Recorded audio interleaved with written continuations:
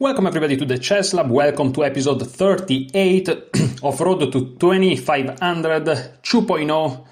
I'm using this repertoire here, as you can see. Take a look at it, screenshot it. I don't know why you would ever do that, but here you have it.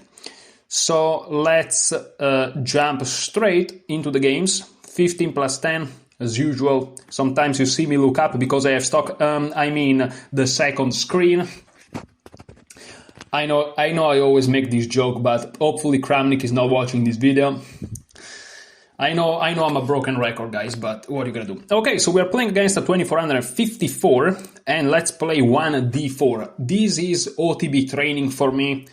We are not joking anymore. Not that we were joking previously, but let's say that we were. And I'm afraid my opponent is not going to play because he's offline. I would really like to play against a 2454, but you can't have everything, I guess. Yesterday's opponent, the guy that I defeated, was actually the second highest rated player I've ever defeated here on this Lichess account, which is great. The guy's not playing. And also the guy that I defeated, I checked his profile, and he was rated like 2360 or something like that. And the guy's like an 8-year-old kid or something from Romania. I'm like, ooh. I may have defeated somebody that in 10 years is a world champion, you know? You never know. He's kind of going lottery tickets, but maybe, you know? So that's crazy. You can go on yesterday's game, check out my opponent profile, search it on Lichess and check. The guy's like, maybe he's even 6 years old or something, or 8. And he's crazy. He's rated like 1700 FIDE. He's just, dude, that's crazy. You know, that's the kind of guy that time 3-4 years and you can't beat that guy anymore because he's like a master to the very least, you know, if not even a grandmaster. Kids these days. Back in my days. Okay. So we're waiting for the game.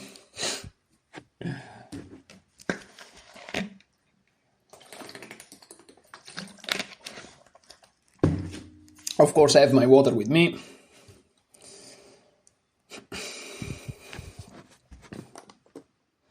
Are there some interesting articles here?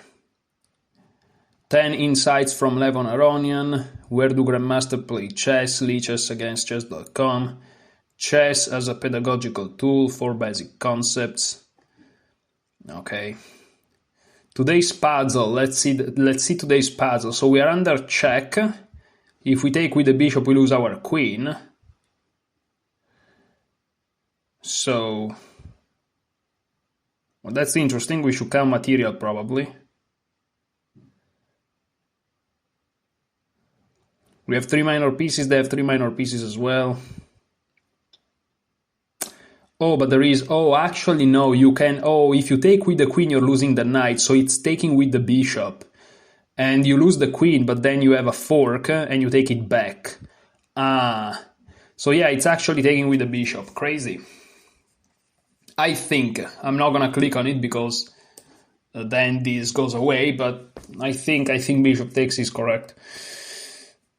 Yeah, see, this was very educational, even though it was some like 5-second thing, because it's like I said, oh, but if I take with the queen, no, I said if I take with the bishop, I lose the queen. But this is, again, you need to understand, that's irrational. Because, I mean, it's technically true, but it means nothing. You must calculate. Saying, I lose my queen is just verbal. You're just talking. Do. It's not like computer 1-0, you know, it's you talking. Which, again, is great if you have to talk to somebody in the street, right? But, like, when it comes to solving mathematical problems, and let's say chess puzzles or positions, talking is not that useful. I mean, it is to a certain extent, you know, you have to kind of have a mental flow, while you're playing. So there is a usefulness, of course, to verbalization and rationalization through words, obviously, but it also has its limitations. Okay, now we are playing against a 22-32, which is also disconnected. What's going on today? Come on, dude. Empty walls. I am not gonna make jokes on this name. Okay, so d4, d5, what do? I play c4. So again, this is OTB training. I was about to make the worst joke ever that would have get me expelled from YouTube, but we should try to be serious. Okay, c6, of course, is one of those moves that... no, I actually briefly checked it. I think we go knight c3 to avoid some move orders. Okay, this is Sam Shankland's repertoire. Well, technically also from the black side, funnily enough, but we are looking at it from the white side. And after knight to f6, what are we supposed to do? I have no idea. Zero clue. I guess knight f3. I think we are supposed to play knight f3, but I'm not super sure. But what else, right? Gonna play knight f3. I'm not super sure that's the move Sam recommend. Of course, I think this is like the main setup for white against this thing, but it's not necessarily what he recommends. But I think it is, yes. Here e6 transposes to the semi-Slav, but they take, which is a possibility, of course. And here, what in the world do I do? I can, of course, go e4, but I don't know. It feels like e4 is not in the spirit of Sam's approach. Yeah, I have to... Even if I don't know exactly the lines, I should at least know what to do. But the problem is this line here is part of kind of semi-Slav structures or Slav structures in general with c6, and I haven't really studied them well, if at all. So, I mean, I kind of got unlucky that this is what we got. But yeah, I'm gonna play a4, trying to prevent b5 and see what they do. This feels weird somehow, but we are preventing b5, I think. What if it's still possible? That would be unfortunate. If they play a6, they still cannot play b5 because there is the usual trick on the a file. And you'll be surprised sometimes people forget it even at the higher level. So, you know, never exclude the possibility of your opponent playing such moves anyways, even if they are a little bit stronger on paper. But yeah, I think we're going to be able to take back this pawn. My opponent is thinking a little bit, which there is a chance that is out of theory. That would be great. But we'll see.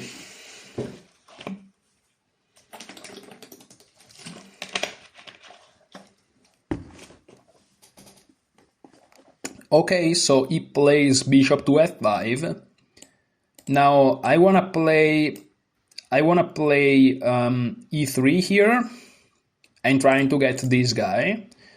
If he plays bishop d3, I'm gonna take, and yes, I have the bad bishop. However, I'm planning e4, and e5 is not playable at the time being, so I'm just gonna go for it. e3. I'm playing very conservative here, and that's definitely not... There is no way that this position is in Sam's repertoire. Like, there is no way, because it's just too passive. Sam will never close his bishop down, allowing bishop f5 with no punishment. There is no way this is in the repertoire. But listen, that's what we got, okay? On the other hand, if I can get these two moves, there may be some tricks, even after e6, you know? If I can get those 4 moves that you see in, black may be in some... under some pressure, let's say. But yeah, so far I'm just playing some normal chess, and this is what I like about d4 openings. Like, for example, this position here, it feels like I did something wrong, but wrong in d4 openings is like not optimal, you know? but I'm still fine. That's the thing. And I'm just gonna take. And there may be a chance he plays knight b6, but after I move my bishop back, if they trade, I'm gonna have the center, and then I'm gonna have a5 kicking this guy out. Okay, so they are preventing knight e5, because that's very well controlled, and they're perhaps planning e5 themselves. Okay, that's interesting.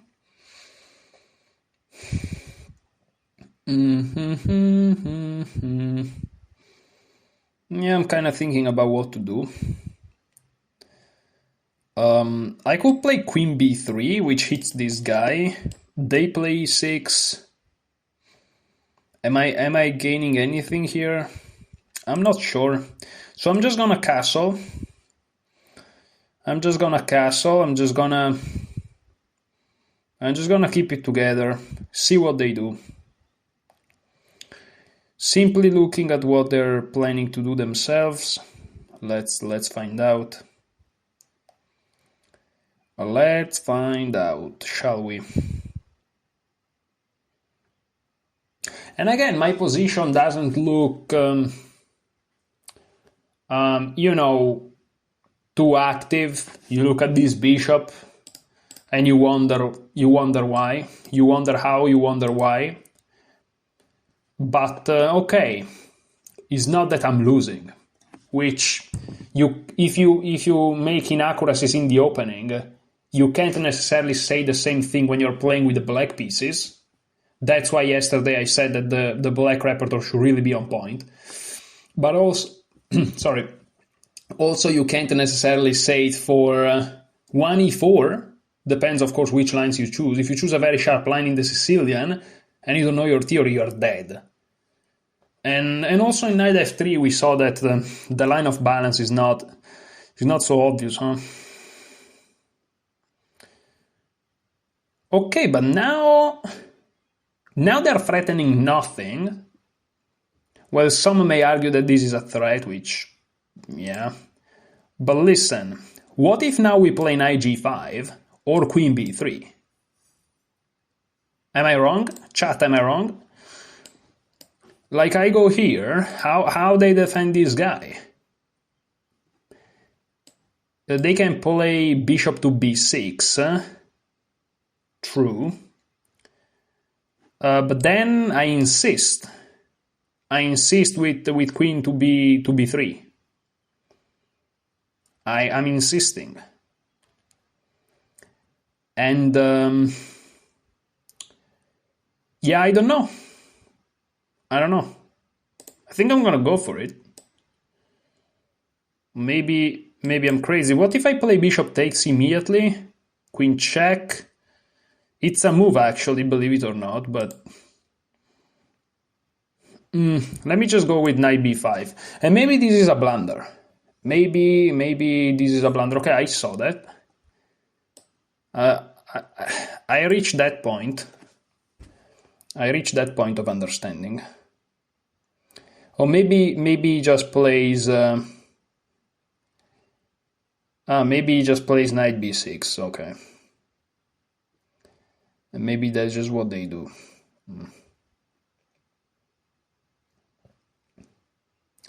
Yeah, knight b6 makes sense.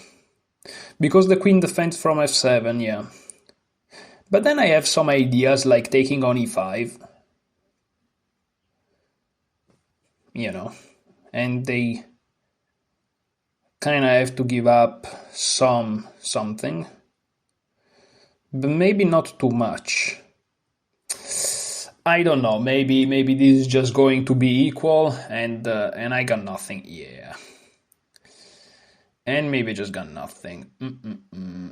Okay, so let's see.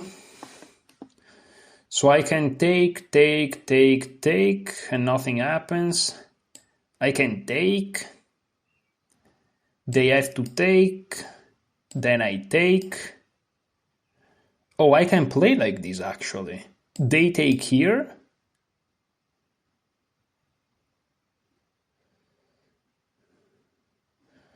Then I take here. They take here. Very interesting. Very interesting. And am I better developed, perhaps? I can go rook d1, bishop d6 loses. Long castle is impossible. That's interesting. I can also win some tempi with queen d4. So I think I may do it. So I take, they take, I take. If they take, I may have some intermezzo, but perhaps I don't. I'm just gonna take here. Did I lose a pawn? No, because I won one. Okay, I'm gonna take. It may not work. It may not work, but I'm gonna do it. Because if they take with the queen, again, I win something here. Because the queen is defending here. So, and I'm giving up the bishop pair, and I'm not even sure for what. But maybe for something, I don't know.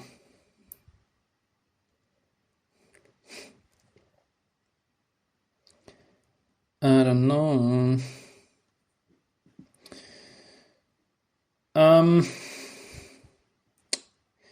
Yeah, they take there. Now, if I take with the knight, they take with the queen, attacking my knight. I play knight f3. Or do I have better? The queen has to move, goes back to c7 and stuff. What did I gain? Nothing. So I take their knight. Wait, am I losing a piece?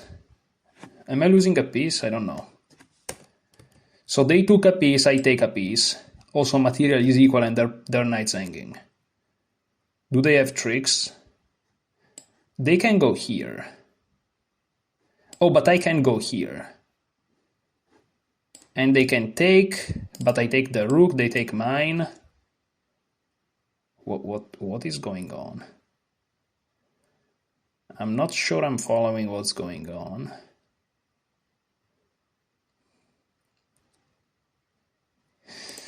I'm not sure I'm following what's going on. I think this is wrong. I think this is wrong, believe it or not. But I'm still gonna play it. Because maybe it's not wrong. So I have 7 pawns now, and they have 6. And their knight's hanging. But they can take 1 pawn while attacking my knight, which, you know, is something. But, I mean, they can, yeah, I think they can just take.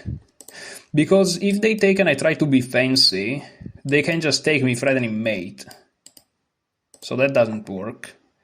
Yeah, so I have to take here. I wanted to play this move, actually. Is this move a move? I really wanted to play this move. Is this real? Or is it just happening inside of my head?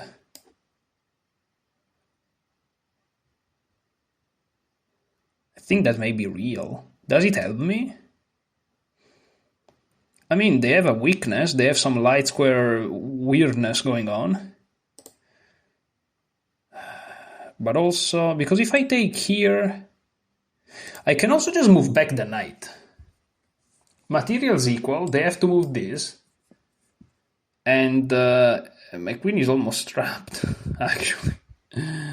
That's not good at all.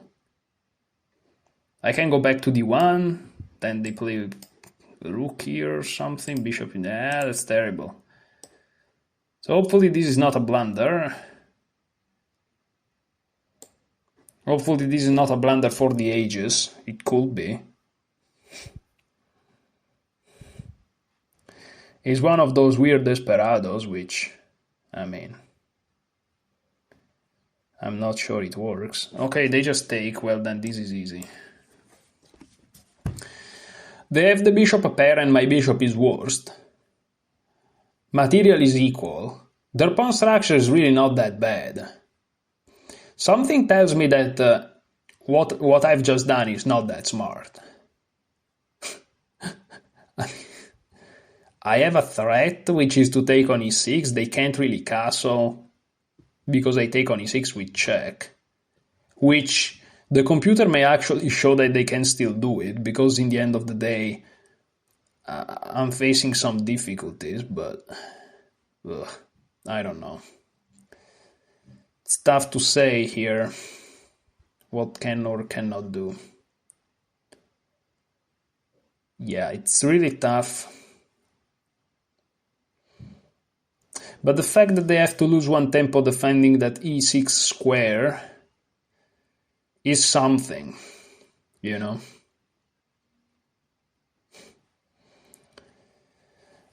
Also, my king may get under attack, but okay, they play this, which is okay, interesting. Now I have a couple of ideas. I want to play e4 on one side to kind of limit the scope of this bishop and opening up mine, which I don't think is that terrible of an idea. I also want to play rook d1 to kind of control the only open file of the board, and then play bishop d2, bishop e1. But I really like e4. I really like e4, and I think I'm gonna go for e4. Am I getting mated? Not yet. Not yet is better than yes, very fast, but is not better than I'm never gonna get mated. But you know.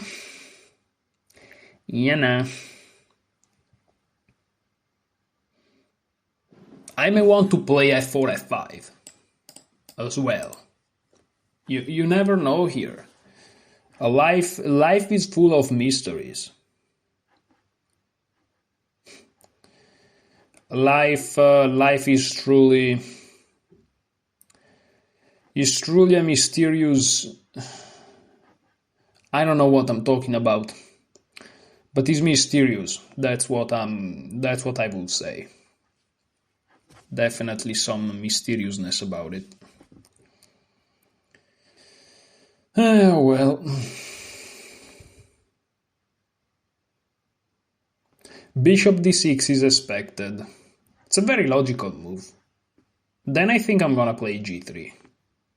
And f4 is stronger. But my dark square are weakened, but okay, I wanna play, like, if bishop d6, I kinda wanna play g3, bishop e3 to make sure on this diagonal nothing happens. And then just go with f4. And then even rook d1, and you know, this bishop looks a little bit tender there. I have to be careful not to blunder this guy, but... And it feels like my pieces, if I can reach that coordination that you see highlighted with green, I don't know, I am kind of satisfied. I don't think it's optimal, and I definitely made some mistakes along the way. Now, I see what he wants to do. He wants to play bishop d6 and checkmate me on h2, but this is like the most rudimental, ooga booga, me chess player strategy ever, like, to be honest. And also, of course, if I play f4, he wants to check me and force a trade of the queens. He has the bishop pair in what is becoming more and more of an open position, and I have to play king h1. I can't develop my bishop to e3 anymore. But what if I invert the move order and I play bishop e3 immediately? Now any piece coming here is prevented, and after bishop here I just punch them in the face with f4. And that looks not nice. Queen h5 doesn't even come with a threat anymore. What? And I can even play e5. Take is a check, and then they lose the bishop. I'm gonna play this move. Hopefully I'm not blundering the game away for some other reasons that I'm missing. No, but queen e5 looks really misplaced. I think that, this looks weird, unless they are able to justify it in some ways that I'm missing, but no, this is just very weird. No, this is just very, very weird. Very weird. I also had ideas of, like, playing queen b3, by the way, to hit this guy. But now it's even stronger because they can't defend with the rook now, because bishop takes a7. So, no, queen e5, we'll see what the computer says. I may be completely off, guys. It's not that I have all the answers, but to me, personally, queen e5 looks... I mean, a blunder even, but definitely inaccuracy. but perhaps mistake or even blunder. It looks so off. The queen on e5 is so exposed, and their king is not that he's having a blast, really. And nobody forces me to play f4, just to clarify. Unless they play bishop d6, in that case I'll have to, of course, do something about h2. But no, allowing me to play bishop e3, which now comes with even more strength, is like, it's just weird. And again, my knight now is kind of justified because it's helping in overprotecting this pawn. So, yeah, really weird financial decisions by my opponent. Also, a move that may come to the mind is like f5, but now this doesn't work because of the queen on e5. Like, it's really so bad. I'm not saying f5 is a good move. It's probably a bad move even with the queen on c7, because this is pinned and it's just trying to open your king when it's already a little bit exposed. But you know, I'm just noticing how queen e5 is really bad. And just checking, you can see everything. And yeah, that's kind of what I'm thinking about right now. It's really weird. Queen e5, really weird. Ugh. I could have also considered g3, but again, queen c5, maybe he just wants to trade queen. So bishop e3, yeah, make sure that queen c5 is not a thing, and so he cannot, at least for the moment, trade queens, which I think is very, very important. And I can always play g3, bishop f4 even later, or even bishop d4. I mean, oh my goodness, bishop d4 looks so juicy here. I mean, you know, something like this looks very nice, but of course, you have to ask yourself what's the point of a move, and I'm not sure this has a point.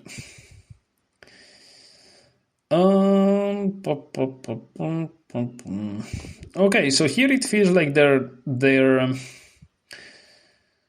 king side is kinda solved. I kinda want to play queen b3 now, which hits this guy, and it feels a little bit annoying to defend. Like after b6, I may just want to play a5, and after b5, okay, that's probably a good move. So here I may just want to play this perhaps, and after b5 now, that's a good question. What do I do here? Maybe g3 here, with some ideas of doing this, but also now that I think about it, what about just very simply playing for rook a to d1, for example, trying to check here, which looks very annoying. Why not? No, I'm just gonna do that.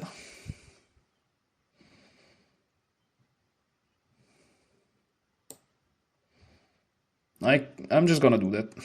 Because now bishop d6 is even less strong, because after f4, they're gonna lose the piece. Because the queen has to move and then I take it. So that kinda also plays against their development. And again, they have to concern themselves about this, which is a threat, because b7 will fall, and it's not just b7, all of their queenside pawn will fall. And again, unless they are able to checkmate me at that point, I just win all the pawns on the queen side and I win the game. So I have a very big threat, a very big positional threat. Not to be underestimated here.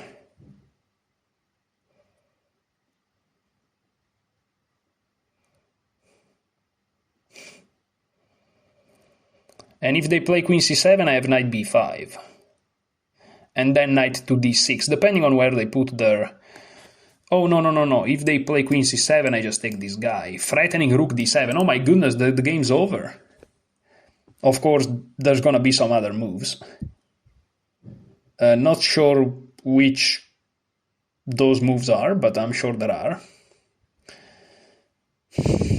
I'm sure. Maybe. I don't know.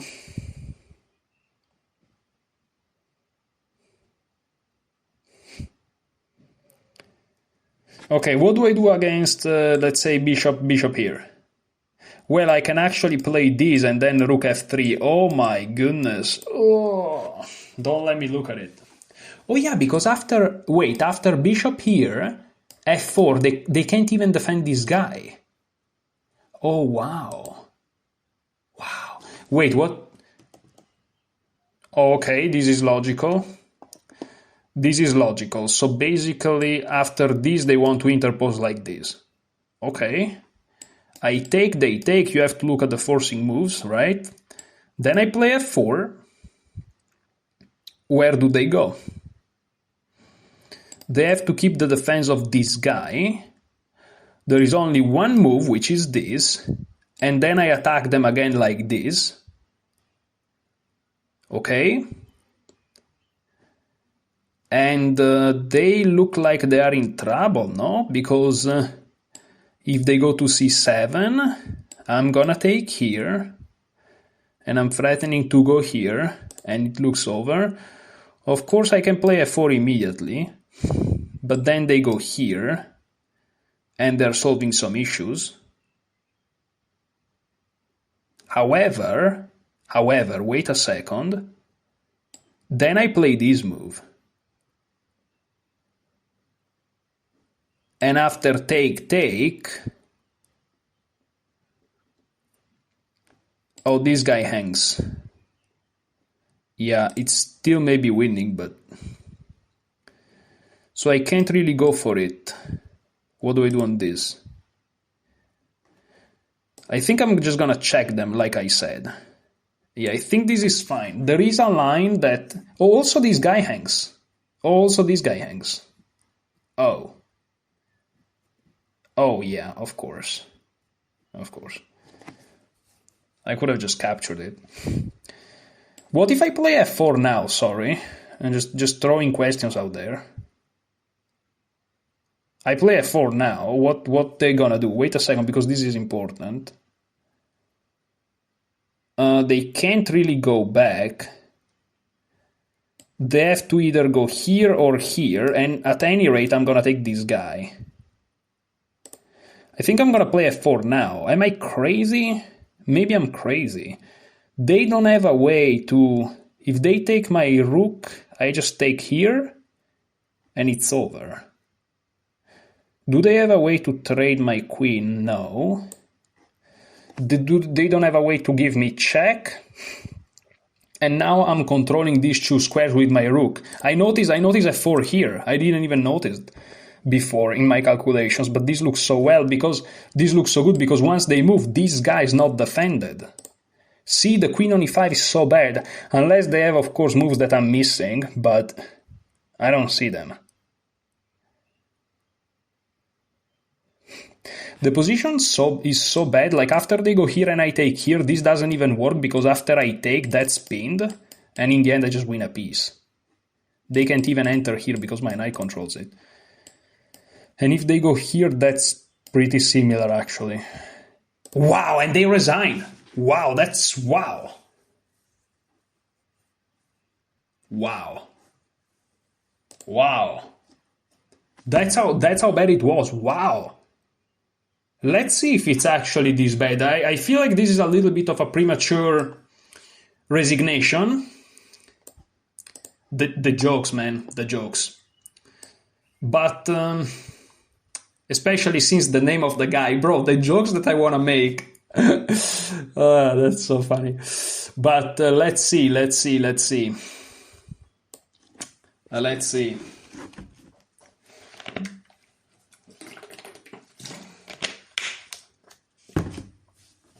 I'm specialized in dark humor, guys, so you will excuse me. Okay, and I didn't even play too well, but I never was like terribly worst. I guess the worst was minus 0.3, which, you know, is how white starts the game on the opposite. So it's not gonna complain too much about it. Yeah, here I definitely played some inaccuracies at some point. Queen c7, not necessarily the most precise. e5, and here knight g5, going for that expedition. Here I should have played f4, which is a move that I don't know. Queen b3 equalizes because of knight b6. Good move by my opponent. Here I just took, take. And now g takes f6 is a blunder. Better was knight to a5. And I don't know what would have happened there. I'm gonna check it in a second. But here I should have played Oh, correct, of course. Of course. Ooh. Oh, the idea is that if you take. Oh, that's devious. That's devious, but that's not easy. That's not easy. Wait, let me check. It's gonna lag, guys. My apologies for that. That's devious. King d6, let's say. Oh, and here I don't take their queen. Wow. I play like queen d1. That's insane. I'm down a piece though. Yeah, but of course, down a piece, but look at that. Okay, so the best thing to do was to basically sacrifice a piece. And even in this line here, you just go here. Oh my. Oh, that's so bad. Oh, that's so bad. I guess here you can already take back a piece like this, because that's pinned. Okay, crazy stockfish lines.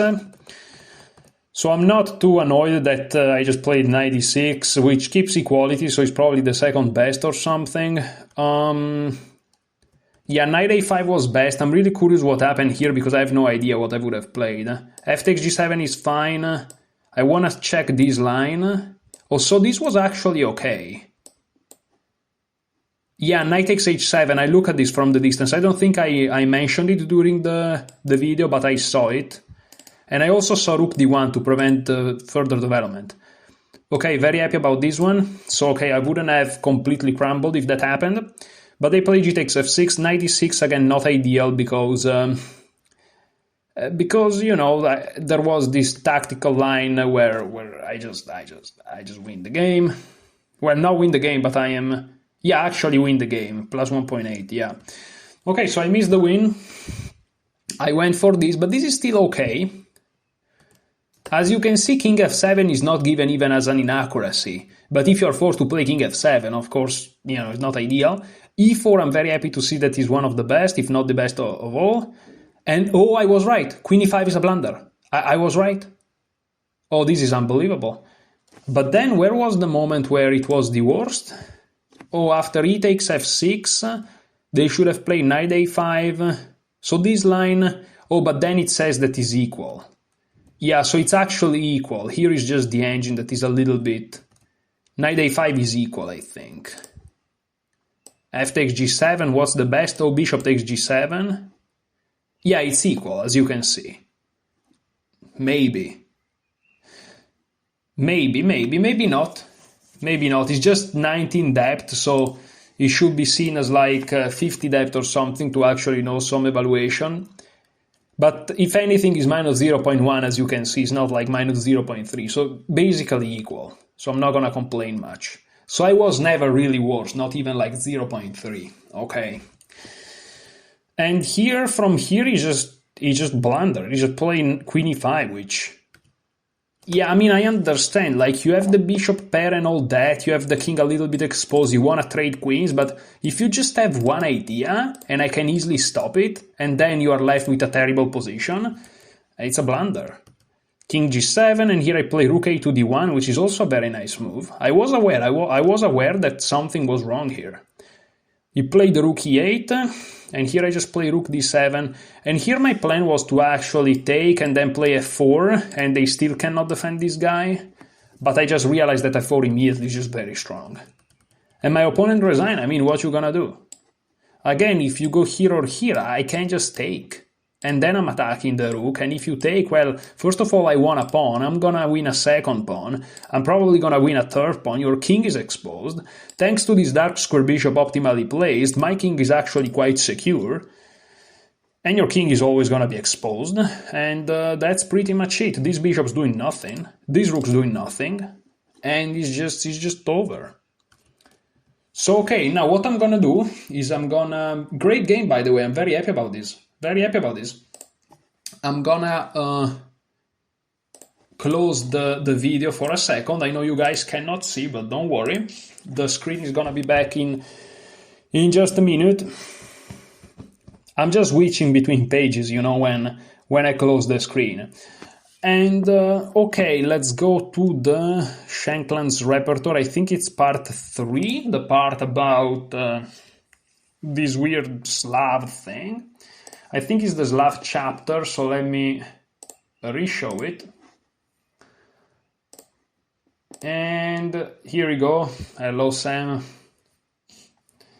By the way, Sam is super funny. Like, I think is not like is unwillingly funny. You know, it's not that he plans to be funny. Maybe he does. I don't know. But sometimes he just says things that are just funny. Like, for example, he's a super grandmaster, and so sometimes, like, he doesn't even win a pawn. He just have more space, and the opponent has the bad bishop, and he's like, and here black is done for.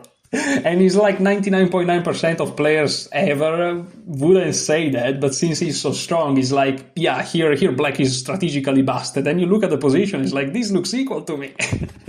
But he's right. But it's just funny. But there are other things, of course. So okay, let's see if I can manage to show you some lines here.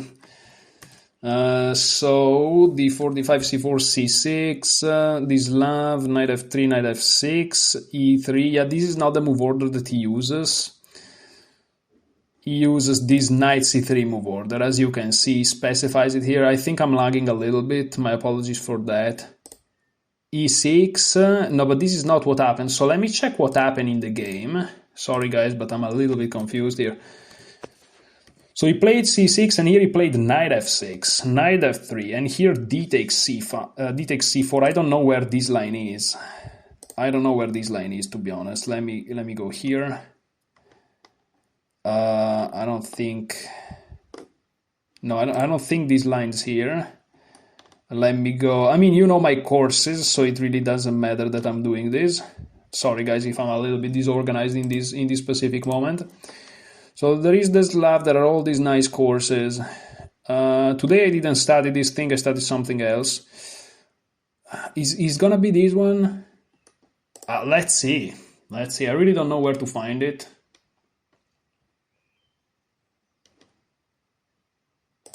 Let's go here, let's see.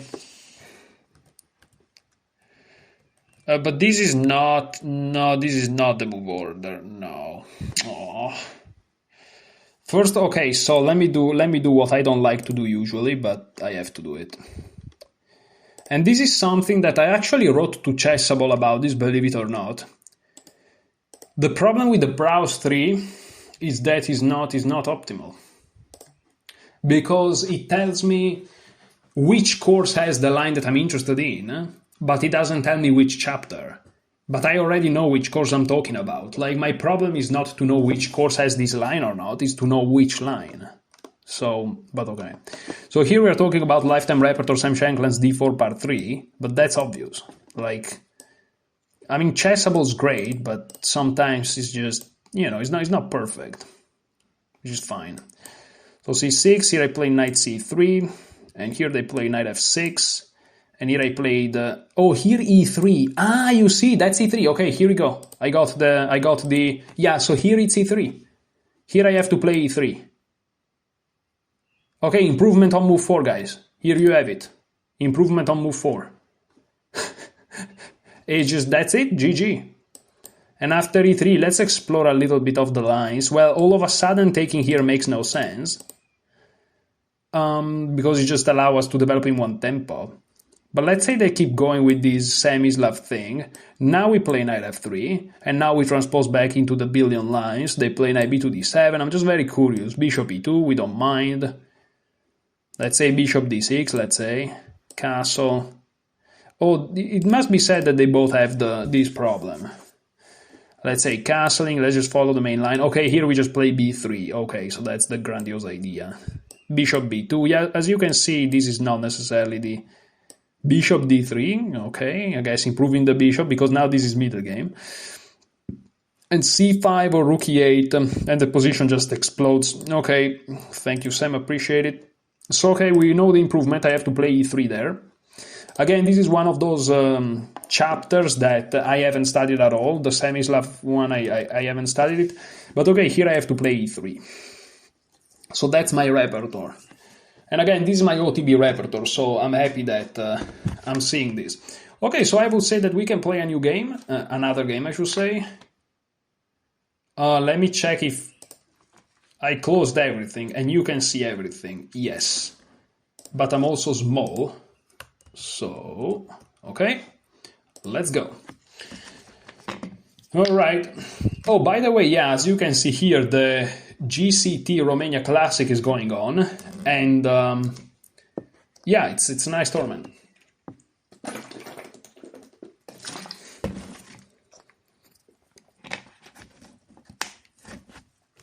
Okay, there is no Carlsen, there's no Ikaru, but still, there are some very strong players. As you can see, Gukesh, Karwan, Abdusattorov.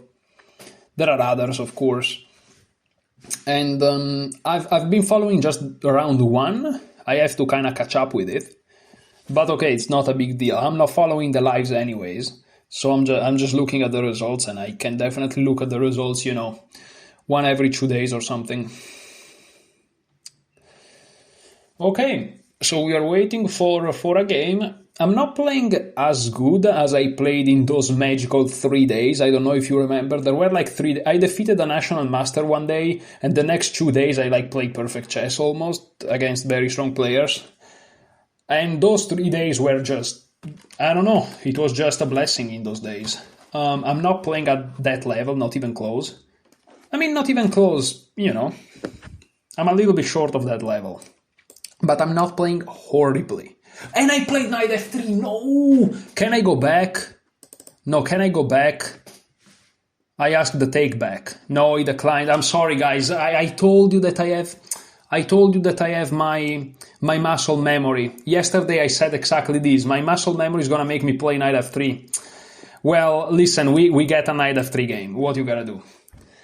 This is so bad. I don't even remember what do I do here. Do I play c4 or do I castle? No, here I castle. Here I remember. Okay.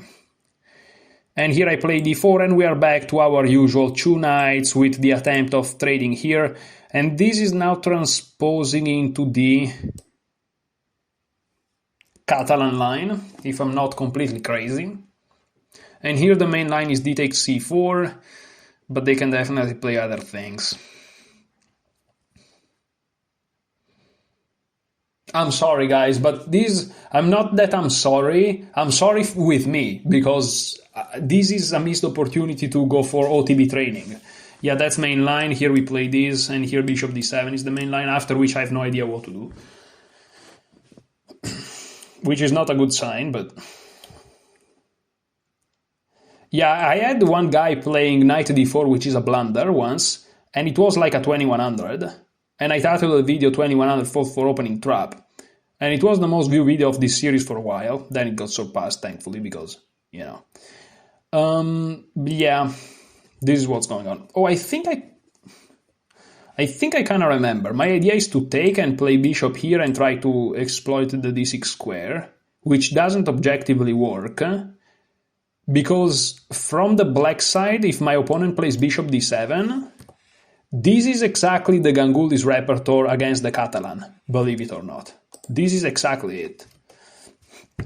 So, if my opponent plays bishop d7, I'm playing against my black repertoire. Which is kind of interesting, isn't it? But yeah, we'll see. Now, if you're wondering, my OTB repertoire, where it clashes, well, it clashes because Sam...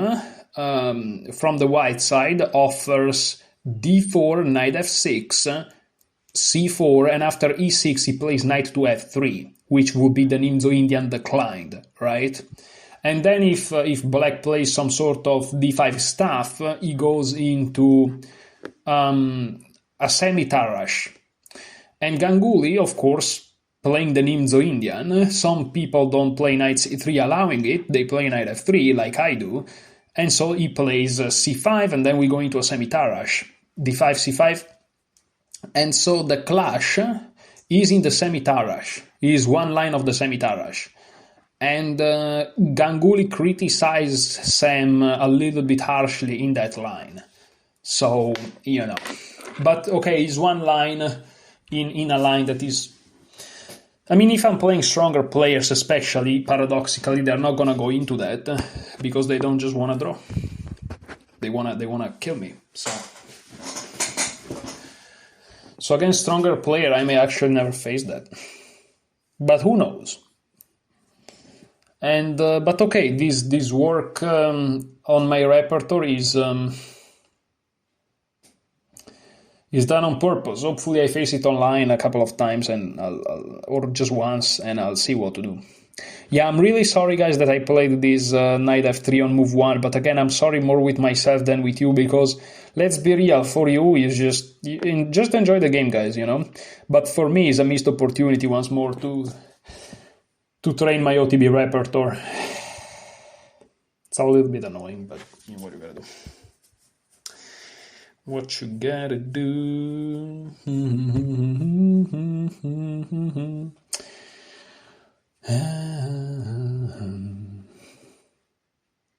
This line specifically, I actually went into quite a bit of depth, but I don't remember it very well.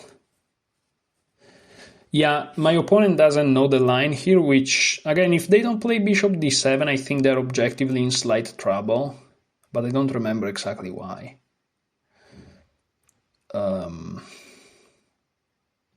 Well, I guess if they play queen c7, knight b4 is strong, but then after c takes d4, bishop b4, there is e5. Oh, but then bishop takes e6 and I win e5. Oh, okay. All right. I see what's going on here. Oof.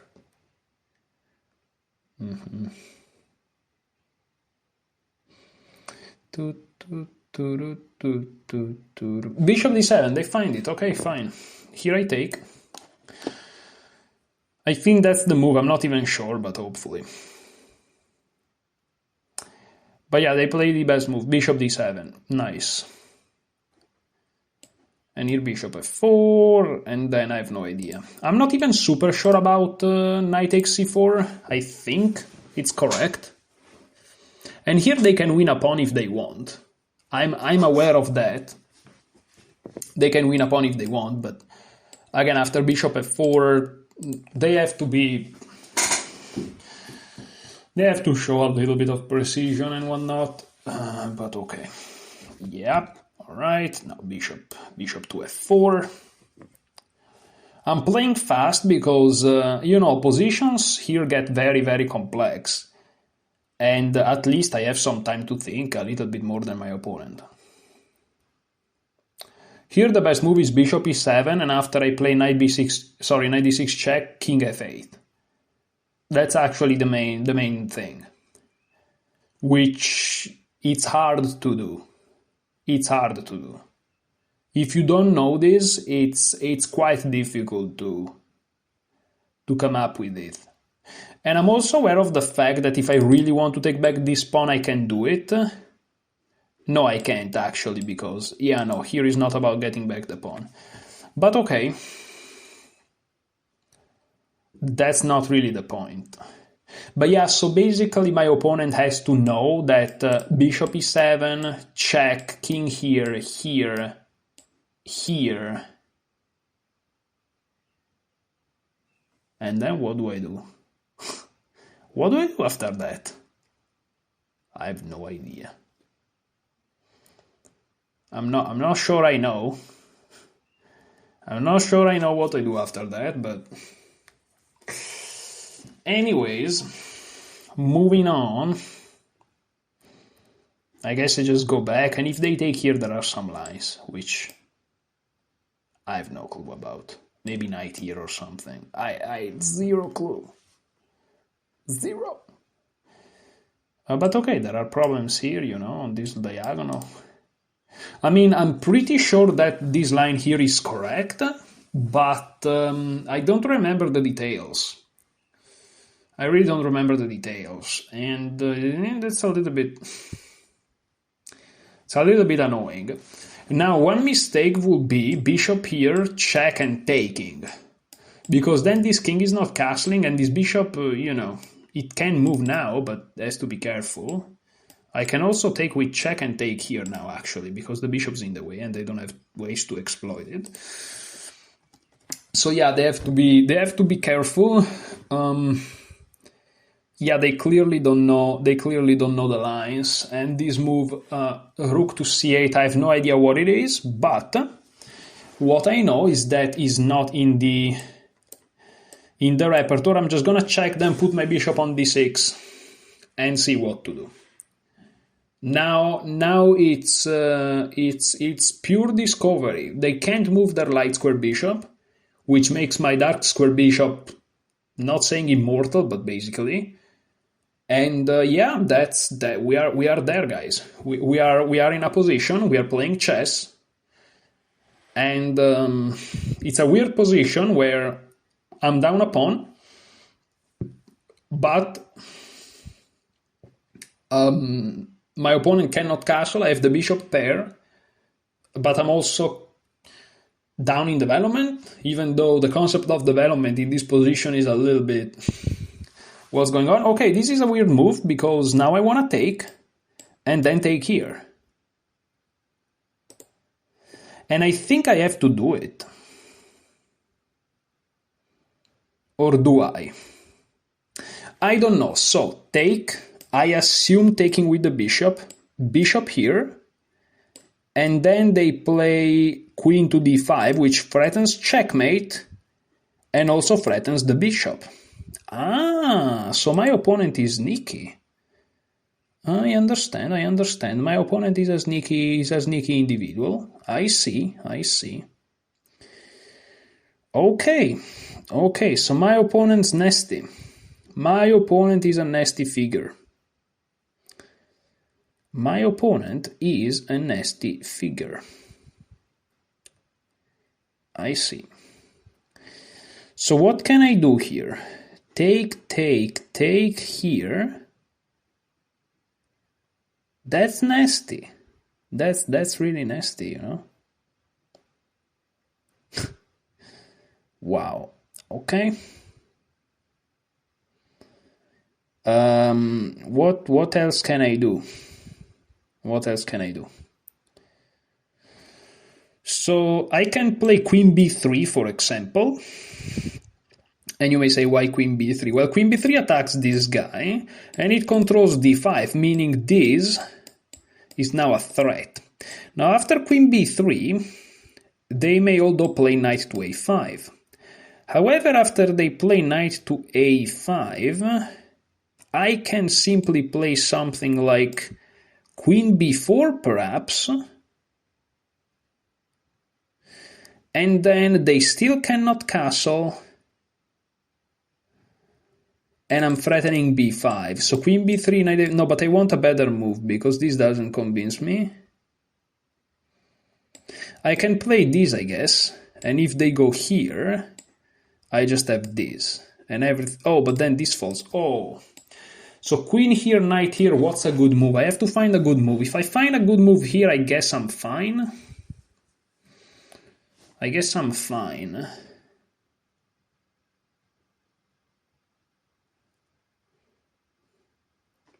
Maybe queen here is actually correct, and if they go here, I just drop back and they don't have knight c4 anymore. Looks very weird, but this position's weird.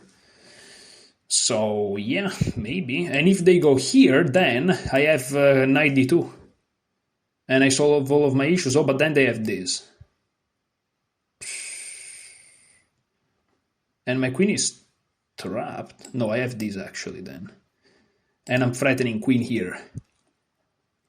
What is this position? I'm gonna go for it. Oh, but wait, if I go here, they have this. But then I have this. Oh, no, that's winning. Oh, but then they have this. That's losing. What's happening? What is going on here? Can somebody explain me what's going on? Because I don't know. Yeah, I can play e4. They take en passant. I take, they take, I take. Check takes here. here. I think I'm gonna play e4. But I really don't know. Do I play knight d2 instead, trying to prevent e4? And if I play knight d2, and let's say they do nothing, I take here, and now I have this. Oh, so knight d2 may be the move. Bro, this position is wild. That's what I'm talking about, by the way, when I say that those repertoires are not so easy to actually translate in results. Because these positions are nasty. But I think I'm gonna go for it. Yeah, knight d2, I like it. The more I look at it, the more I like it. Of course, one big change is that they can move this guy, but no matter where they move it, I always have this and then this. Yeah, no, they cannot move it here. Unless I go here, they go here. Let's say I take here. Oh no, but now they have to take like this. Okay, and this doesn't checkmate me for the time being, and queen here. This is crazy. This is insane. This is just insanity. This is some next level chess. There are so many crazy tactics, it's unbelievable. This is some nasty chess. This is different, man. This is some different chess.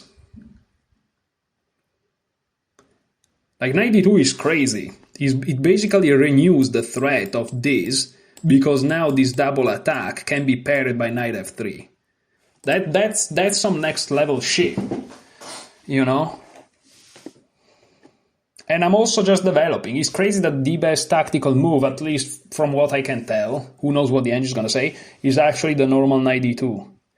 And also, these positions are difficult because the difficult part is to refute the other good-looking options. Like queen b3 is refuted by knight a5, in my opinion, or even bishop e6, which I mean, they look easy once you see them, but it takes a little bit.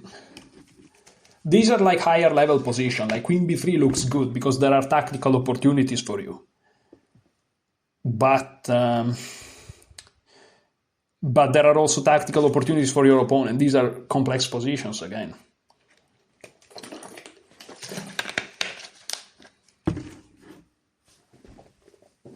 Yeah, knight d2 looks great.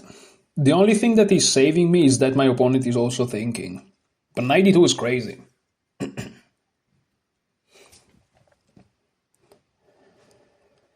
This position, it feels like is held by a hair, you know? It's just fluctuating. And also, you know, there are some weaknesses in my opponent's camp, which are these two squares. And all of this to take back one pawn, by the way. I'm just saying. But okay, you see, these are really, really high-level positions because it's not just about taking back one pawn. Like, for example, let's say that I get actually back this guy. Then this one's gonna fall. And then I'm gonna be up a pawn. And I'm gonna push for the victory. So, sorry, I hit my microphone, which is my phone. So as you can see, these positions are really, really, really, really complex. You are down a pawn, but is equal.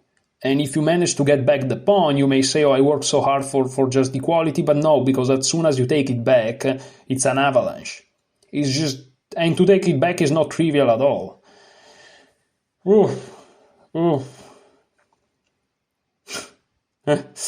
But this is chess. This is great chess. Here we go, bishop f5, ladies and gentlemen. Here we are. Let's go. So this is what it's all about, isn't it? So the bishop's hit. We can take here. You should never discard those moves, because like after bishop here things can get crazy. But I guess they can just castle and just call it a day. So my initial plan was to take here, and then just take here, and hope that I don't die.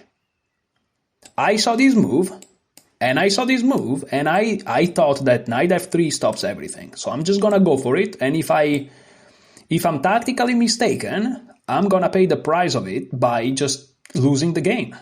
And I'm just gonna be lost. And it happens. This is chess. Sometimes you win, sometimes you lose, and sometimes you draw the game. But that doesn't sound dramatic at all. I mean, even here it's correct to my opponent to think, because it looks obvious to take with the rook, but my bishop is already under attack, so there is no incentive against the bishop. The bishop has to move anyways, and taking with the pawn at least reinforces the center. So it's not, even this one is not a trivial decision. On the other hand, bishop f5 was made to target the c2 square, something I've noticed. Here I just take here, and hopefully I'm not just dead lost. If he rushes with bishop h3, I'm not gonna complain, because I don't think that's optimal, but maybe I'm just blundering. Okay, he goes there, fine. He goes there, all right. He goes there instead, and now don't ask me where to put this queen. I don't know. I don't know what I should do, man. I have no idea. I mean, I kind of want to... Oh, but if I go here... Well, if I go there, my rook's not getting trapped, because the bishop's not going here anymore. On the other hand, if I go here, there's always going to be discoveries. I could take here, for example. I could take this knight. Do I take the knight? Well, taking with the rook is impossible. They would have to, I assume, take with the queen, but taking with the pawn may also be a thing. And then what do I do? And then I play knight e1 only now. They castle. And what do I gain? Nothing? Knight f3, I guess, and I don't have a light square bishop, and they have... But then they have a weakness. Do I go for this endgame? Because if I play queen here, can they play like knight g4? Is this an issue? It kinda... I don't like it. I'm gonna go for it, guys. I'm sorry, but I'm gonna go for it. Maybe this is just losing.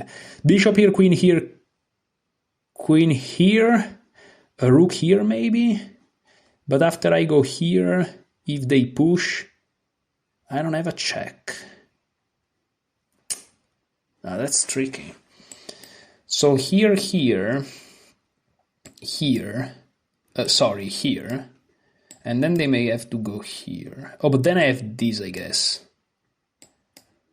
And on this, who knows? I don't know. I'm in big trouble. I think I have to do it. They may even be able to do this. I don't know. This is just insanity. This may just be insanity, guys. I don't know what to do. Of course, they have to consider taking here as well, but I calculated briefly, and I don't think that's good. Yeah. Now I go here. Hopefully, this is not like losing the game, which it could be losing the game. Okay, they castle, though. This allows me to at least play knight f3 in a situation where it feels a little bit more comfortable doing it. So let me do it. I may be in massive trouble here, guys, but I'm targeting this guy. I'm not threatening anything at the moment because the queen guards it. This is an interesting move. This is more than an interesting move. Oh, yes. Oh, this is more than an interesting move. Wait, though. Wait. Take here. Go here. Attacks the rook. The rook's trapped. However, I go here. Okay? If they take my rook, I take theirs, threatening check and stuff. So I guess they're gonna take it, and I take it and I'm fine. It's equal. Take. They go here. That's another possibility. And here, oh, that doesn't work. My idea doesn't work. I wanted to attack the... Oh no, I can go here. Oh my, what the heck is going on? But then they just go back and they hit everything. Yeah, and that doesn't work. Does it work though? I guess there are moves that I'm not seeing. What if I go here and they take, and I take? I would have 2 rooks. I would have 2 rooks for my trouble. No, I would have 1 rook and a knight for the queen. Oh, that's crazy. Here, it doesn't work. Here, no, it doesn't work. This doesn't work, but it feels like it does. It feels like it does. Oh, wow. Because the problem is, of course, I want to play this, but then they just do whatever, and this knight hangs. So that's the issue. So take, here. This doesn't work. That's unfortunate. So I'll have to perhaps settle on doing this. Takes, and yeah. Oh, that's tough. I think I'm gonna do that. And maybe they have even better moves and I'm just like dead lost. Oh no, but they just take my knight. Oh, I'm gonna resign the game. They just take my knight. Oh, that's just stupid. I just calculated a bunch for no reasons at all. Yeah, they're just gonna take my knight. I mean, there is the remote chance. Yeah, I'm gonna resign. Yeah, that was tough. It started with me just playing knight f3, which makes no sense at all, which I should have played the d4. Yeah, whatever. It happens. Yeah.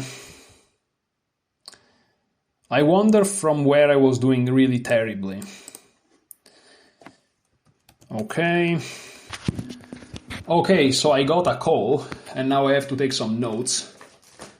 Okay, I have a pen here.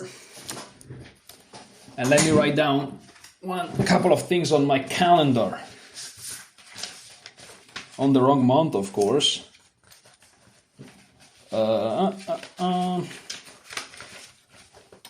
Let's see.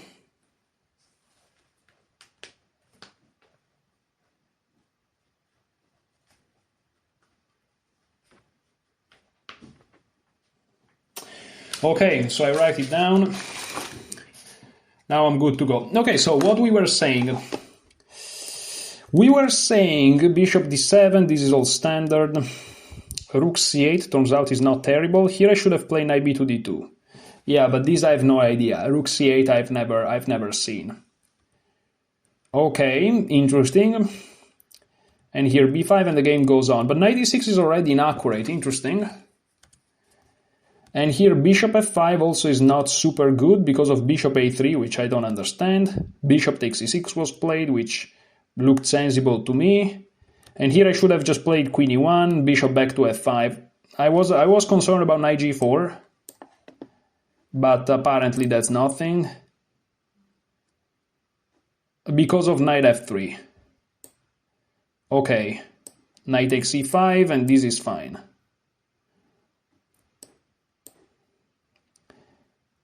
Because of queen d2 or queen c1. You have to see a little bit of weird lines, you know, but okay.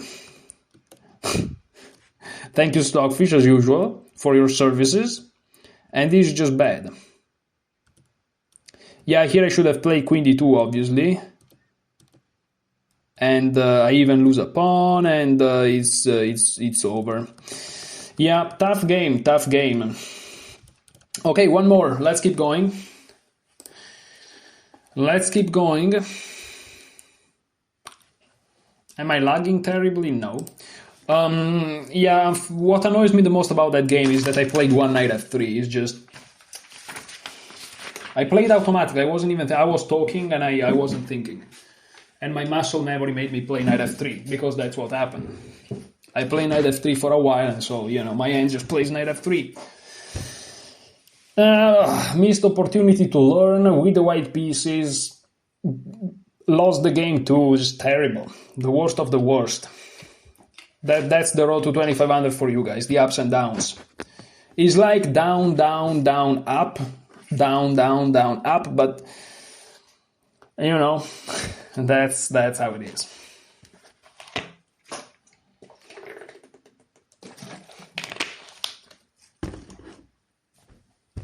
Believe it or not, I feel like I didn't even play that bad. I mean, the places where I made mistakes is because the correct move was, in my opinion, way far out of my possibilities. I'm just gonna be honest. So yeah, it happens. It happens. For being someone that didn't know theory, my opponent played very, very well, but you know, it happens too. Okay, finally we get a game with black pieces. D4, let's go. We finally have the Ganguly scores, which will be these two Lifetime Repertoire Nimzo Semitarash part 1 and part 2. On knight f3 we play d5, and here anything can happen. Bishop f4, c4, here we go. On c4, what do I do? I'm already confused.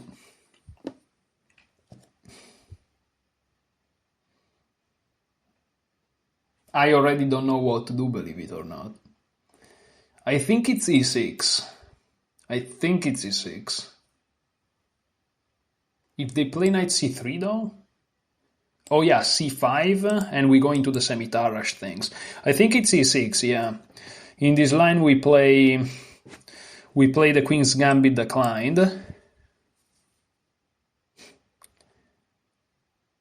And knight c6 here. And if they take, that would be main line. Yes. Or would be. I'm getting a doubt here. No, we don't play knight c6. What am I doing? I think I misplayed it again. On e3 maybe something. On e3 maybe I take and then knight b2 d7. I don't know. Because now e4 takes. Check here, takes. I have already a knight on c6. And I don't know if it's ideal. Oh, I really don't know. But maybe I can play queen a5 then. But trading queens when the king is in the center, I don't know. I already played against this guy and I lost. When did it happen? Oh, it was the last game. Oh, that's the same guy I just played. Oh no, that's something that I don't like at all. That's something that I don't like at all. I don't like this guy. I don't like the way he plays.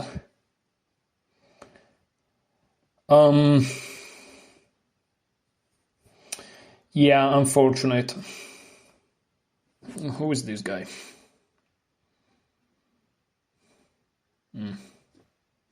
Okay, let's just focus on the game. Let's just focus on the game, okay? If this is wrong, I'm gonna learn some lessons here, you know? I'm gonna learn some lesson about the Semitarash that I don't know. That's just my rationale behind it.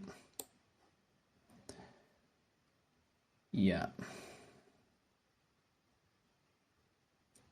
Yeah, because here, after bishop c4, my knight should be here, I think. And I play knight d7. But the fact that my knight is already out perhaps countered that. I don't know. I really don't know what's going on here. The good thing is that they cannot play bishop d3. That's a difference. That's a difference for sure.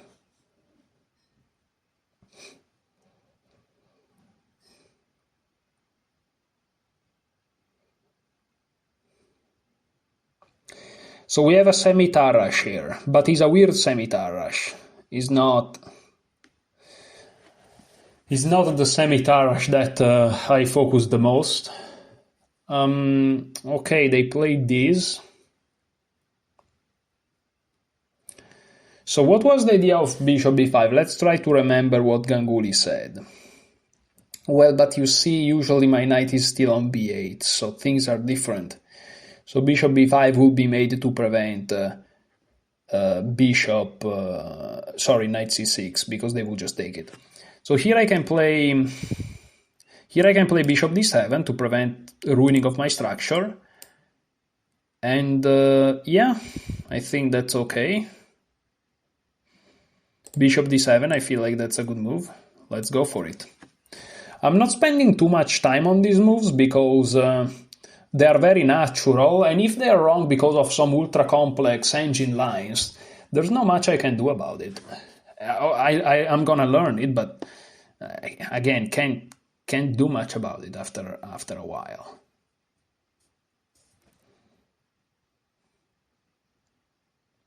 Can't even play queen a5 because takes, this guy hangs. Overprotecting this guy. I can play a6. Take, push, take doesn't work. So I can play a6, b5.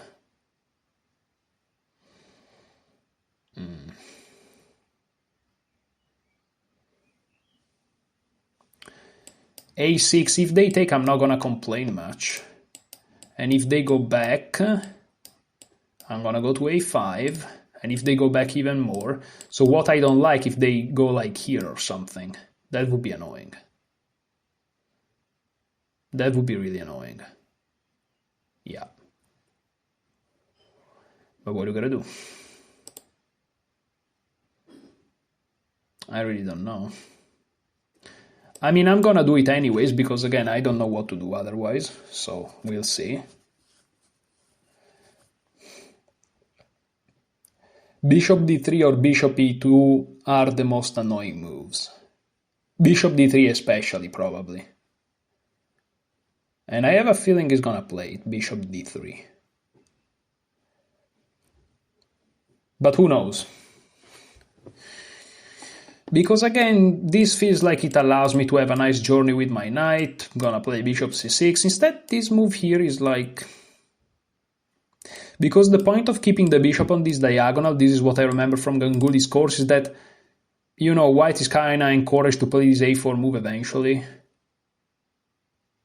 Which is a little bit annoying.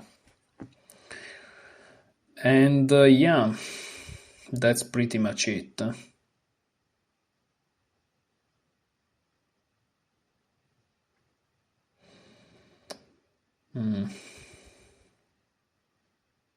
Tough situation here.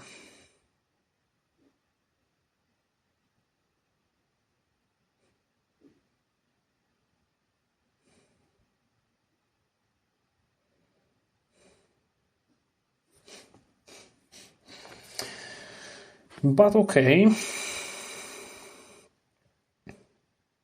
After bishop d3, my best move may as well be bishop c8, which, as funny as it looks, it reattacks d4, protects b7, and that's why exactly bishop e2 may actually be a little bit better.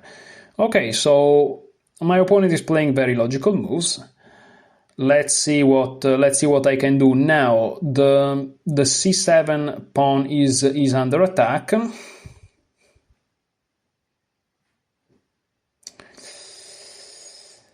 And I have to do something to defend it.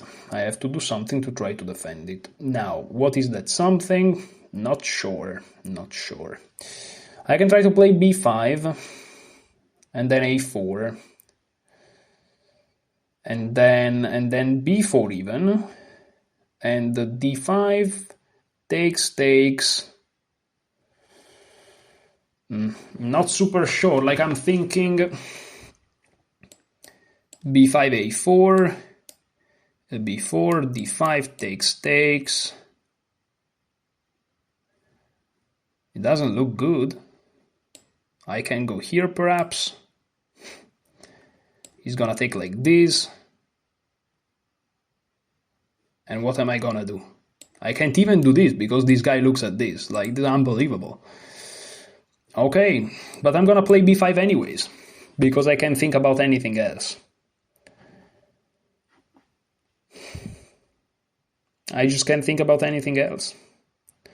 Okay, castle. At least this. And now I can try to reroute my knight to e7.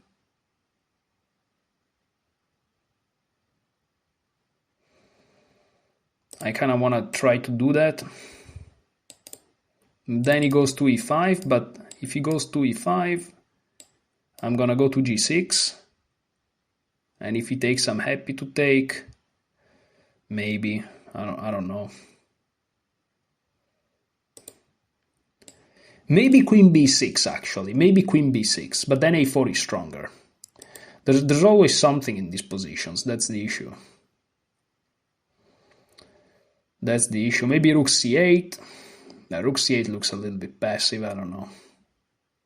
Maybe queen e7. Maybe queen f6. Maybe queen f6.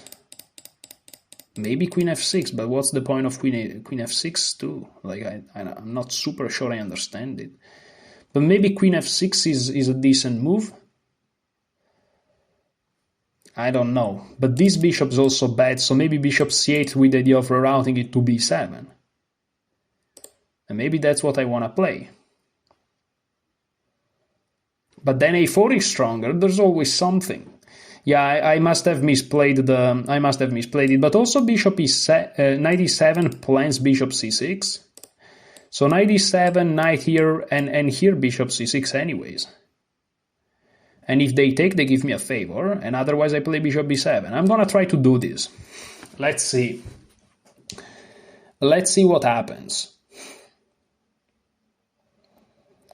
Cleaning the c6 square for my bishop. Let's see.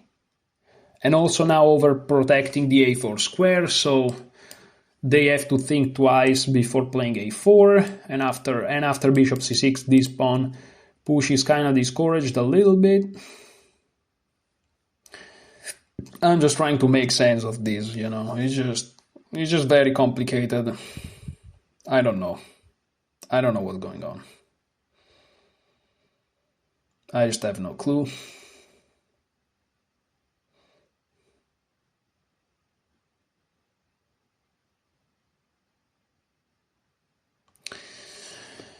Who knows?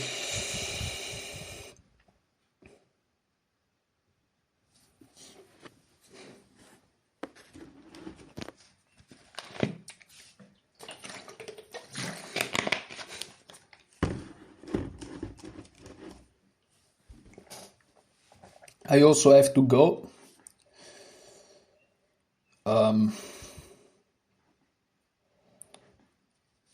At some point, so this is gonna definitely be the last game. Here we go.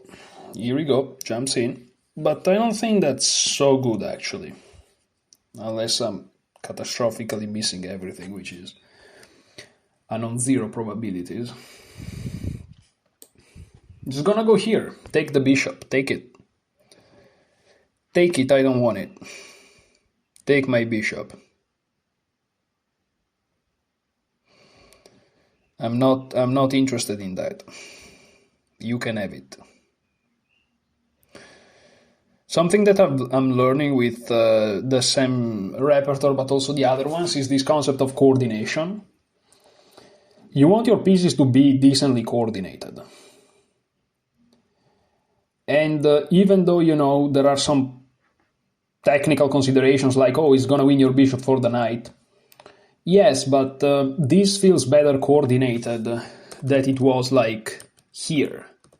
You know, like here it feels cramped, and here it feels more coordinated, you know. My knight has some prospects. If he takes, there is some pressure. And my bishop also is looking at the diagonal, can go to b7, putting pressure on the pawn, controlling the d5 square. You know, kind of creating those... yeah, again, those coordinations. It's quite important.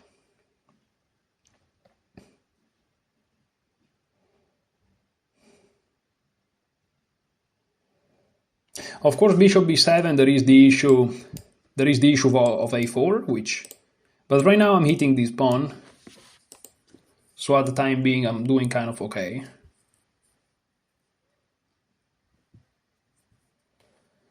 And that's pretty much it. Bishop f3, maybe it's a move. But then rook c8. Yeah, then rook c8. Maybe. Maybe.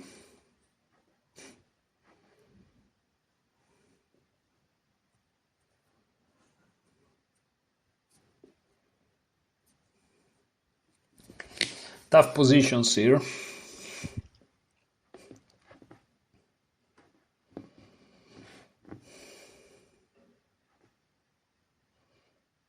But this is good, you see? I'm getting, like, this type of middle games are very common in the semi-Tarash. Well, except I misplayed it and I'm probably in a terrible position, you know? In Gangulis, there's never a line where you are suffering that much. But maybe I'm not even suffering that much. It's just in my head, but it kind of feels like I am suffering a little bit.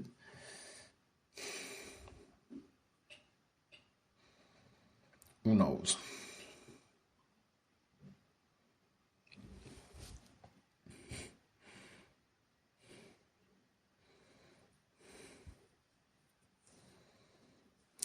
I'm curious to see what they're gonna do. On bishop f3, I think I'm gonna play rook c8, and that's just it. Because I want to put my bishop on a8. I just want to trade things. I just want to trade things and be good with it. Yeah. Oh, they take? Okay. I'm slightly surprised about this decision by my opponent, to be completely honest with you, but I mean, it makes sense. It makes sense, but also is a little bit surprising. Okay. So now I could play e5, after which they kind of have to push, kind of, and I get my knight to d4, which I'm very happy about. Is this terrible? Is this that horrible? I'm gonna do it. I'm gonna see how this transformation is. It could be terrible, of course, but I want to see how this transformation is. Well, if they take,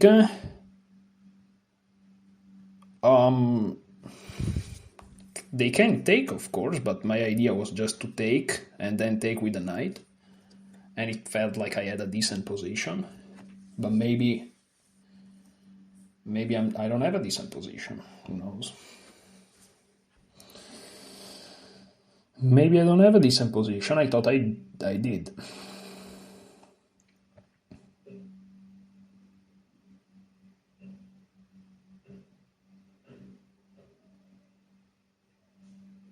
Yeah, maybe I'm not doing that well if... Yeah, maybe if they take, I'm not doing that well, actually. Now that I'm thinking about it. But okay, yeah. I kind of realized it once I did it, but... Okay, so I can take, keeping the tension and stuff like this. But I don't know if that's good or not.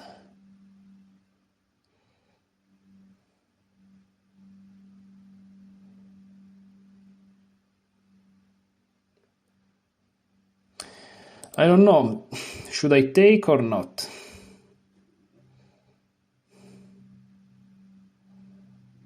Maybe not. Maybe I should just do this. And if I go here, of course, they can attack me, but I can also just defend in some ways or another. And I'm always gonna go here and stuff, trading things.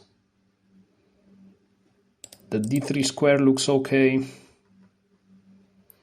Can always move here, attacking this. Okay, I'm just gonna take with the knight.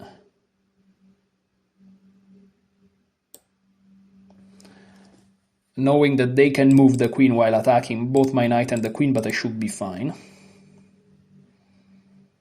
Unless I'm, as usual, missing crazy things.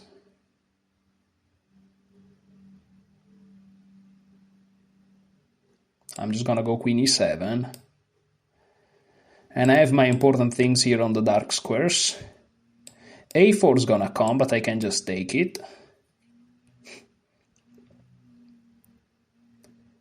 Or I can even push. From e7 I can actually push.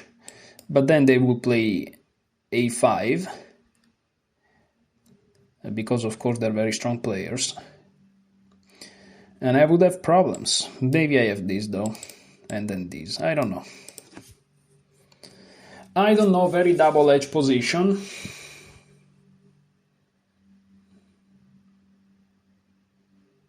They can also trade everything on the 8 and play a4, now that I think about it. But I would get a pawn to a3.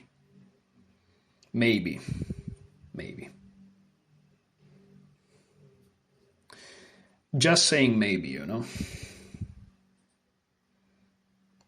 I have bank rank issues, they also have bank rank issues.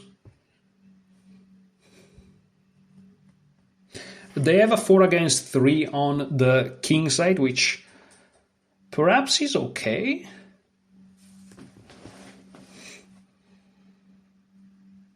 I don't know.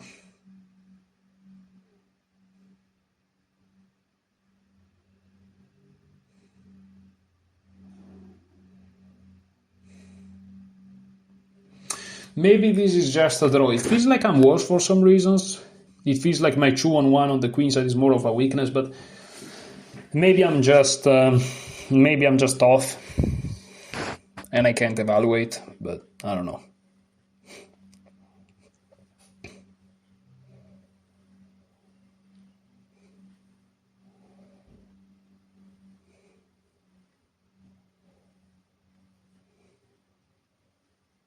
There is queen d6, which is also a weird move.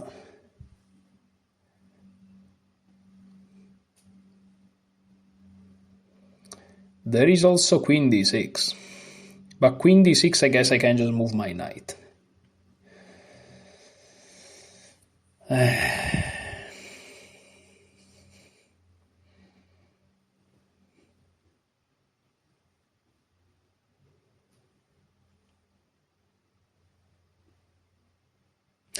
Okay, so that's a smart move because it prevents me queen e7, which will be probably my favorite square. And if I go here, there is rook d6. So another exceptional move by my opponent here, which doesn't attack the knight directly, which is the hanging piece, which you will say is the logical move. But what do I know about logical moves? And okay, what can I do? So I can play queen all the way to h4, trying to play knight to g4 and get this bishop off. And then perhaps my outside pawn means something. I don't know. Queen here. Here. Something like this, here. Now that doesn't work because I take it. So I think I want to go for this. Queen g4 also overprotecting this pawn. Checking everything here. What's wrong with this?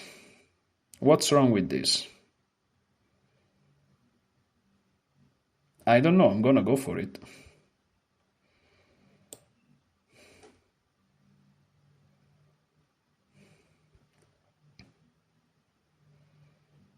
What's so terribly wrong about it?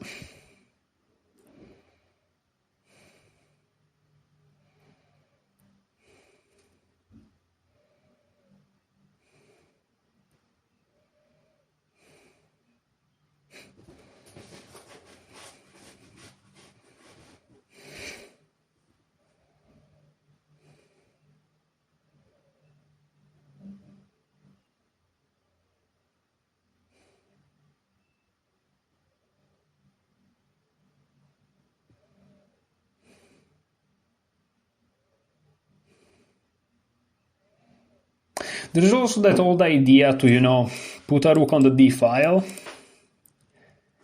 and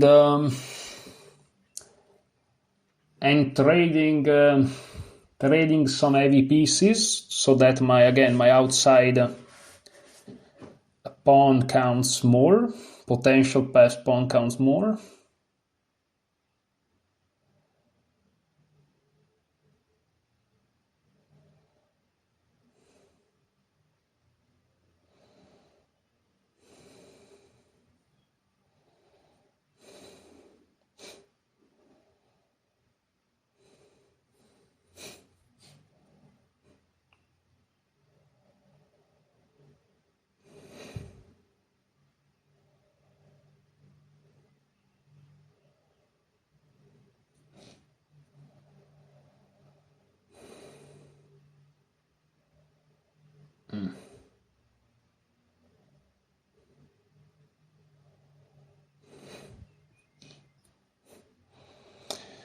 They go here, which is a move that I kinda saw a little bit, maybe, perhaps.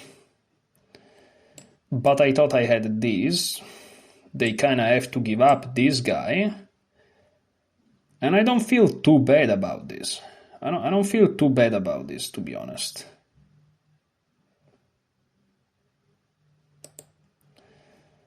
I'm gonna go for it. Also, I'm very, scared of anything my opponent can throw at me, I'm gonna be honest. It's a very scary opponent. It's a very scary opponent.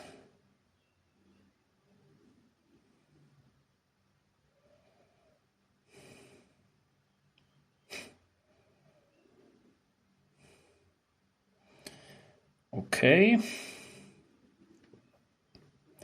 And now I have a5 though. Now I have a5 though. And if they take, I take here. You know? Unless there are some crazy tactics, like crazy tactics, that wins for them somehow. But I don't know if that's the case. There is also f5, but then they will go on a light square, and they would have discoveries, obviously. Doesn't really work. So a5, where can they go? Take, take. What's so bad? They attack me or something. I can always, and I can't really attack them. I can go here. I'm gonna go for a5. I want to simplify the position and equalize. I just want to draw this game, guys. Like, I'm sorry if this doesn't sound very brave, but my opponent scares me. I'm gonna be very honest with you. And I just want to get over with this game.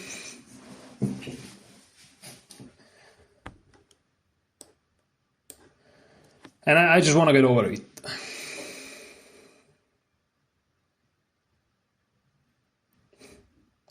I checked for rook d8. I checked for queen takes a5. They shouldn't work. I think they lose both of those moves. And now the position is very symmetrical. His pieces are better, but again, this is so symmetrical. Queen b4 perhaps is an idea. Queen to e6. You know, let me put it on the board. Queen b4. If they trade, I'm going to be able to trade this pawn, and then it's a draw forever. If I'm able to draw this guy, I'm happy. He's definitely having a good day. He's lower rated than me, but he's crushing me, so he's definitely having a good day. And I'm not really having the greatest day. Not even the worst, but not even the greatest. So when you're playing not your optimal day against the guy that is having his optimal day, you know, it's a draw, it's fine.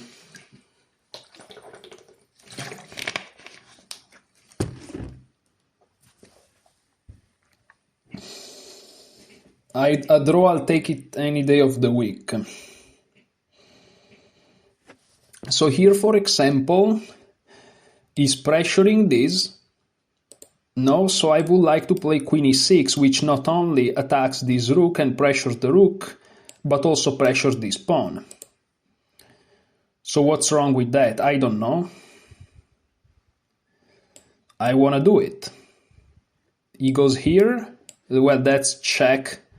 It's not checkmate, but that's equal, I guess. So I'm gonna go here. I'm really afraid I'm missing things, guys.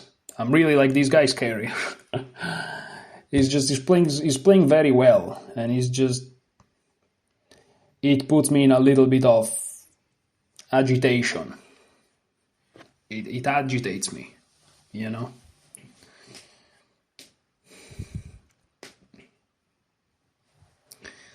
It just agitates me a little bit. Okay, I actually foresaw this move. Now, if I go here, he plans to take here, which is definitely a funny move. And then it would actually be equal, because I can take here, or I can even... I mean, I'm not forced to do anything here. But what if I take... and then just bring my rook and my king out and play rook e7 and something? I think I'm just gonna take it. This should be equal. Okay. And now... playing rook c8. Okay, I'm just gonna give myself some luft. I'm just gonna play g6. I'm gonna give myself some luft. And I plan to do this and stuff. I don't know, I would offer my opponent a draw. Let's try to do it. I offer him the draw. I'll take it. No, he refuses. Okay. Okay.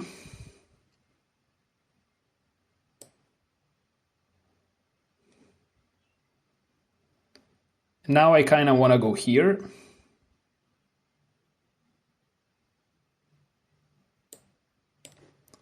To take this guy.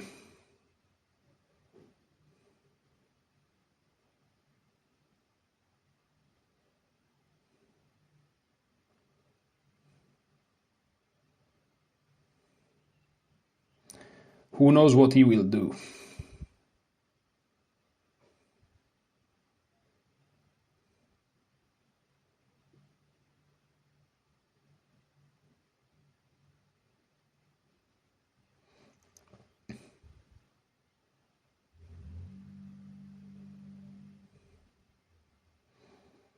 We'll see.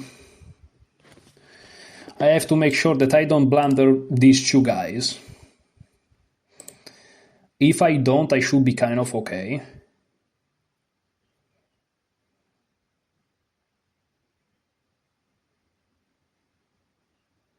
He has 1 minute, but he has a very simple idea of targeting my dear friend here on f7. But I also have a very simple idea of targeting this guy. And I'm okay trading. So if I go here, he's gonna go here, and then I'm gonna go here, and I'm okay with it. But I'm gonna check him first, just to make sure that my rook is, looking good here. Maybe that's ridiculous, but...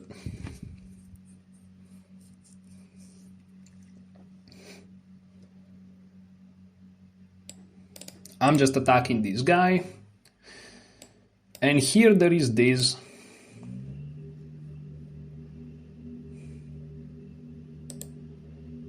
I may be winning the pawn here. I'm not super sure, but I may be winning the pawn here.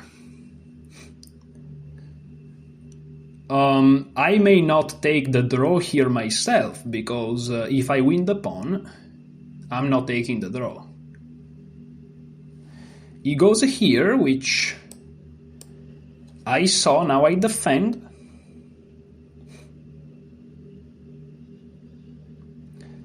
Okay, now I take the pawn.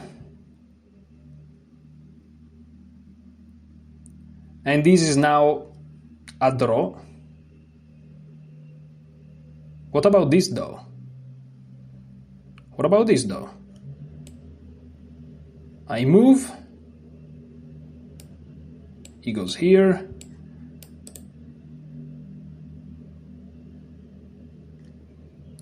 I'm gonna try it. I'm not losing anything, right, here?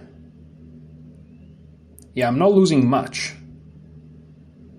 I'm not losing much. If he goes back, I go back.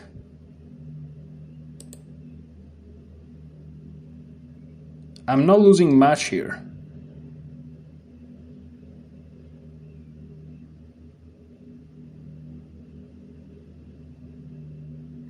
Yeah, I'm happy to draw with this guy. Yeah. Whew, okay, GG. Here I'm gonna write it because it's a draw, so it's fine. I'm happy I draw with this guy. He was just having a crazy good day, guys. I'm sorry. He was just crushing me. I don't even know if in the end I can do something. I don't think so. I genuinely think it was a draw, but...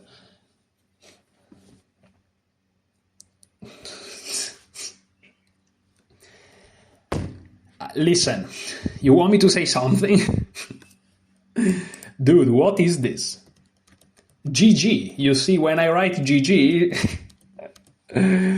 what the... I'm happy I draw this guy, that's all I'm telling you. Dude, I'm very happy I draw with this guy, that's all I'm gonna say. What is going on here? This has never happened to me. That both players play so well, actually. I'm very happy I draw.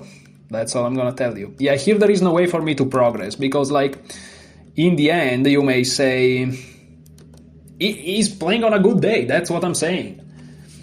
You know, here, after he plays rook a to a7, I can't even try to go here because he takes while defending. And then I'm getting crushed. And what else am I gonna do? What else am I gonna do? I can do nothing. And so... Now, on the other hand, if he tries to be greedy and go for my pawn, then he may be in trouble because I have this. I think that's a problem, right? Not that much, actually. Oh, it's actually good for him because of rook f6. Wow. Okay. So yeah, my mindset of just taking the draw is a good mindset, I guess. Yeah, just for, you know, the accuracy enthusiasts, enjoy the site. Enjoy the site. 98% accuracy my opponent, 99% accuracy myself. I'm gonna call Kramnik on both of us. Enjoy your chess.